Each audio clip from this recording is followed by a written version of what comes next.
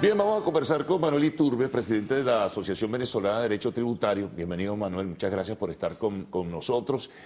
Mira, llega un momento bien importante para conversar temas donde lo tributario, lo impositivo, la cancelación de impuestos, y todo lo que gira alrededor de todo ello está generando cierta irritación por momentos, cierta preocupación, cierta inquietud, porque en medio de una crisis económica por momentos crece la carga tributaria nacional, regional, local, y eso está afectando la intención y el propósito de tratar de recuperar la actividad económica del país. Yo no sé cómo lo ven ustedes, cómo lo examinas tú, con toda tu experiencia desde la Asociación Venezolana de Derecho Tributario.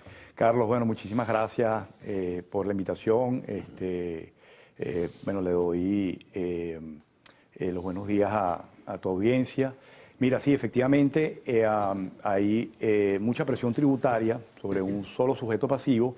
Hay diversas potestades tributarias que concurren y pretenden gravarlo, ¿no? Está el Poder Nacional con los tributos nacionales que, pues, en gran medida afectan esa capacidad contributiva. Claro. Está el tema del IGTF sobre el pago en divisas, ¿no? Que se estableció el año pasado, que la intención del gobierno era fomentar el uso del bolívar y lo logró, ¿no?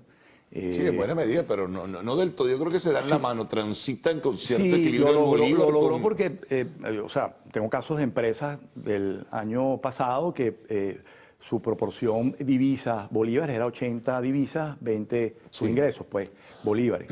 Y hoy en día es al revés. Hoy en día sus pagos los recibe 80% en bolívares y 20% en divisas. O sea, si bien se logró, ¿no? La economía estaba funcionando de alguna manera con la divisa bien, y el hecho de que tú cambies la forma de funcionar afecta, y el hecho de que o sea, las empresas tener bolívares en las cuentas no le tienen confianza, pues nadie le tiene confianza al bolívar, y eso pues, genera en las empresas la necesidad de cambiar, y el hecho de cambiar los bolívares a dólares, entonces hay incertidumbre sobre la tasa de cambio, y bueno, eso hace que aumenten los precios en bolívares de los bienes, ¿no? Porque o sea, todo el mundo tiene un precio por encima de lo que estima la tasa de cambio en función de cubrirse, ¿no? Ahora, si yo recibo el pago en divisas, pues no tengo ningún inconveniente. Entonces, todo este tema del IGTF ha afectado enormemente la economía, ¿no? Ahora, fíjate, y perdona, Manuel, ahora, ha habido propuestas, pero al final de cuentas, propuestas del sector privado para reducir la tasa del 3 al 0.5%, pero cuando tú haces el balance de lo que ha sido el recorrido de la aplicación del IGTF,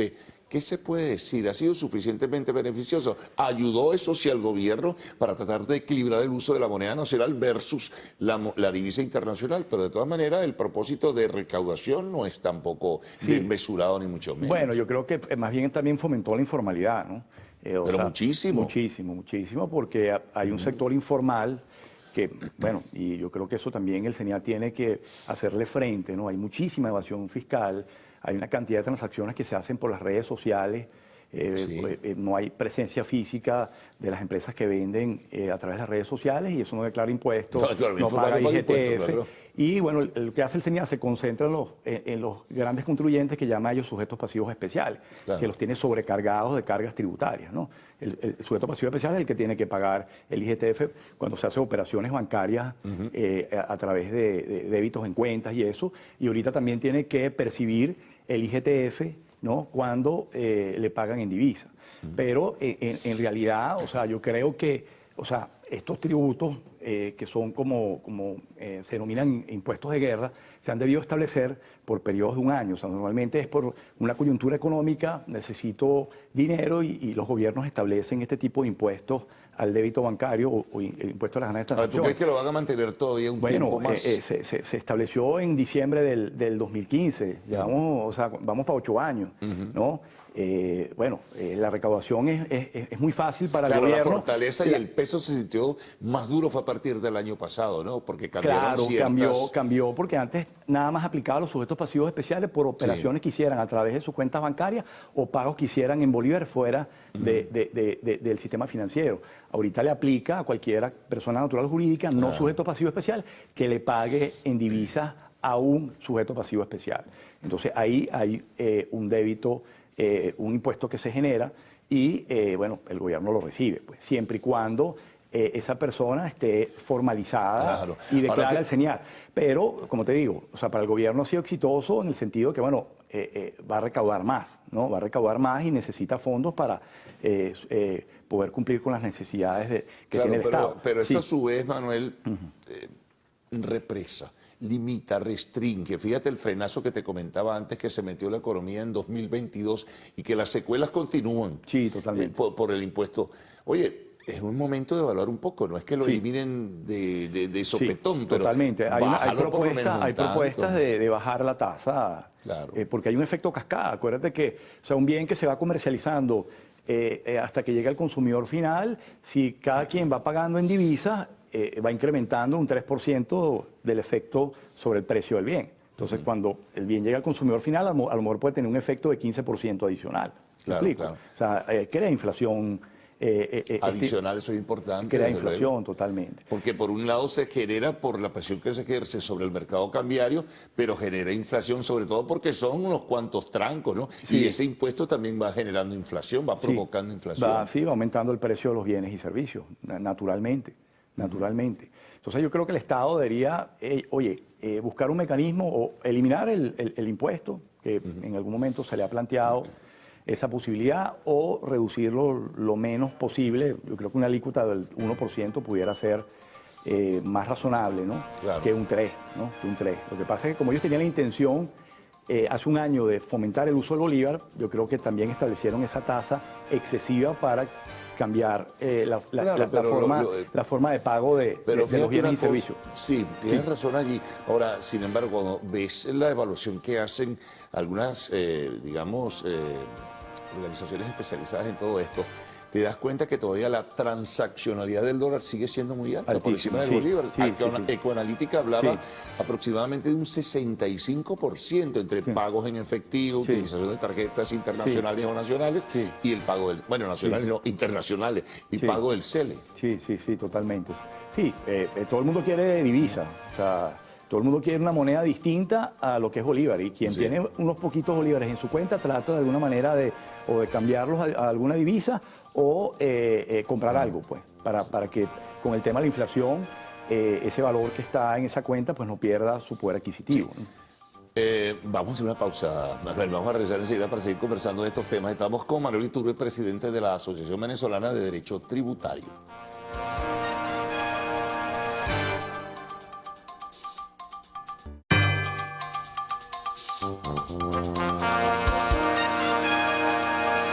Seguimos compartiendo con Manuel Iturbe, presidente de la Asociación Venezolana de Derecho Tributario. Hay dos temas importantes, Manuel. Uno que recién acaban de elevar, y eso generó y genera una enorme preocupación, la unidad tributaria. Es un salto desproporcionado en la unidad tributaria.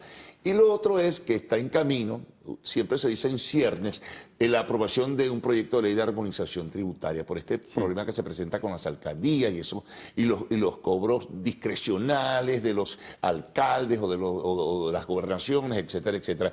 Pero la unidad tributaria, pues eso sí tiene un efecto y un impacto particular. Sí, Carlos, efectivamente, ahorita el 8 de mayo se aumentó la unidad tributaria que estaba en 0,40 a 9 bolívares, o sea, se aumentó 22.5 De los efectos, veces el valor anterior, ¿no? Eso es un aumento del más del 2000%, ¿no?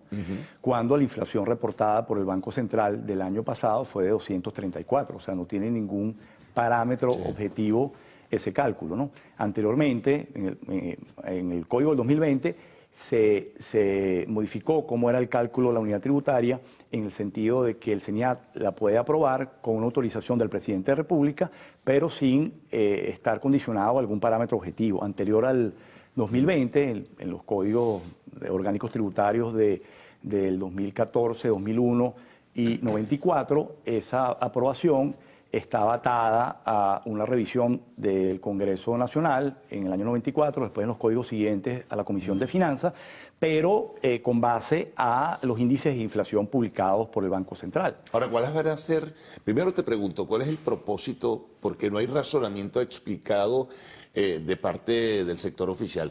propósito y cuál es el efecto al final de cuentas de todo esto? Bueno, el efecto, por ejemplo, en materia sancionatoria es gigantesco, ¿no?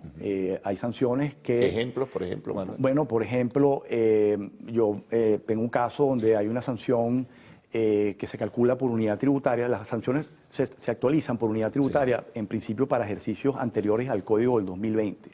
¿Qué hace? El monto de la sanción, ¿no?, se divide entre el número de las unidades tributarias para el momento de la infracción, o sea, el monto de la unidad tributaria para el momento de la infracción, y se actualiza a la unidad tributaria para el momento del pago. Entonces, el hecho de que tú actualices el valor de la unidad tributaria, esa sanción de hace muchísimos años que está convertida en unidades tributarias para el momento de la infracción, imagínate, se multiplica por toda la inflación que se ha aumentado en teoría la unidad tributaria. Pero si tú aumentas la unidad tributaria sin parámetros objetivos, estás incrementando esa actualización de la sanción mucho más allá de lo que es el valor. Y el registro de lotería, por ejemplo, tengo un caso de un cuestionamiento del CENIAT del año 2011, de impuestos sobre la renta, que la sanción antes, o sea, la sanción cuando la unidad tributaria estaba en 0,40 eran $164.000. Y ahorita con el aumento a 9 son $3.800.000. No hay proporción. Pero eso no se midió, digo yo, eso no se examinó. Bueno. O sea, en una economía precisamente donde el sector privado tiene y pasa por penurias, vas a seguirlo castigando con son sanciones totalmente desproporcionadas. Yo creo que el CENIAT tiene que sincerarse, o sea, el mismo gobierno, o sea, para proteger la inversión privada. Creo que a lo mejor un mecanismo sería establecer una ley de remisión tributaria donde se condonen estas sanciones o se reduzcan a una cuantía que tenga sentido, ¿no? En la modificación del Código del 2020, la actualización ya no es por unidades tributarias, sino es por la tasa de mayor valor publicada por el Banco Central, que la que usa el CENIAT es la tasa del euro. Entonces, la sanción, económicamente hablando, se convierte a la tasa de mayor valor, en este caso el euro, y esos euros después se pagan, en el momento que se va a pagar la sanción, al valor que esté el euro, según el cambio que publique el Banco Central. Ahora, ¿cómo te invitas? Esa actualización del Código del 2020 es más beneficiosa y la Constitución permite aplicar retroactivamente esa disposición que beneficia al infractor. Ahora, ¿cómo te invitas al sector privado que pasa por momentos críticos y difíciles con limitaciones en la actividad para solicitar créditos con una carga tributaria específica? O sea, ¿cómo tú invitas al sector privado que invierta? ¿Cómo puede invertir? Incluso el internacional. ¿Cómo puede invertir cuando sabes que llegas a Venezuela y te vas a encontrar aquel entramado impositivo por todas partes? Sí, increíble. Y además, Carlos, fíjate quién es el responsable de la inflación. O sea, quién es el que tiene que hacer una política macroeconómica correcta para que no se genere la inflación en el país. Entonces, los efectos de la inflación se los trasladan al contribuyente, actualizando las sanciones en base a una unidad tributaria que ni siquiera está actualizada conforme a la inflación, sino por valores mayores. Y el gobierno es el culpable de la inflación. Claro. Ahora te iba a preguntar, que te hice rápidamente un flash, como dice, ¿y esto impacta en registros y loterías también? ¿O no? Bueno, no, porque... Pues se genera una confusión en ese sentido. Sí, bueno, hay algunas leyes que mantienen tasas en unidades tributarias, también son desproporcionadas. Pero hay otras que cambiaron al petro, ¿no? Cambiaron al petro también, que es un mecanismo de medida también que estableció el gobierno y que se rige pues por precios internacionales del petróleo, diamante, el hierro, que son factores pues que también son ajenos a la realidad venezolana. O sea, que no debiera ser. Sí, ¿no? Es un tanto extraño. O sea, uno debería hacer, mira, vamos a hacer un ajuste, bueno, pero con base a la realidad venezolana. Pero el ajuste, lo incorrecto del ajuste es que nada más aplica por un lado, ¿no? Porque igual el gobierno, el Estado o la administración tributaria adeuda a los contribuyentes créditos tributarios por retenciones y eso no se actualiza. Entonces pierden el tiempo. Entonces, bueno, si vamos a buscar un mecanismo de actualización, está bien, tú actualizas la sanción, pero actualízame también los créditos tributarios que tú tienes a mi favor, que no me los entregas y que yo no me los reconoces y yo los pierdo por la inflación y devaluación. Fíjate, Manuel, te mencioné lo de la ley o proyecto, en este caso de armonización tributaria. Eso ha sido lento, todo el proceso para aprobarlo. Eso ha sido, ¿Cómo lo ven ustedes de los documentos o papeles que se conocen? Yo participé en unas sesiones de discusión muy interesantes, ¿no? Y bueno, en noviembre mandamos unos comentarios a la Comisión de Finanzas de la Asamblea Nacional para que se tomaran en cuenta, ¿no? Esa ley está aprobada en primera discusión, no ha pasado más nada. Es una ley interesante, establece limitaciones importantes, principalmente a los municipios, ¿no? Sí. Que hay una voracidad fiscal No, tremenda, tremenda. tremenda Además, muy desordenada. en cobros de obligaciones, ¿no? Pero no ha salido, pues, no, o sea, no hay nada todavía en Gaceta Oficial, no ha ocurrido la segunda discusión.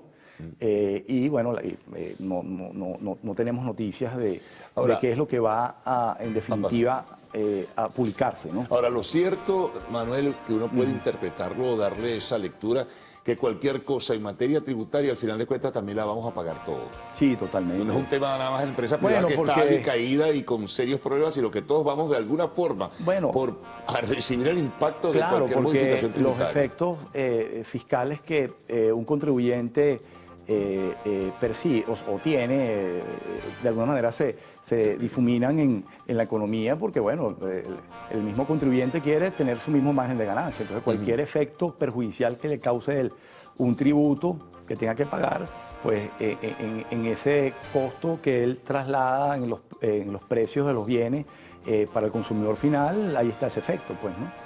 No, sí, sin duda alguna, es como el IGTF, la cadena que te va llevando y termina en un impacto significativo. Un impacto en inflación, pues termina el bien encarecido para el consumidor final.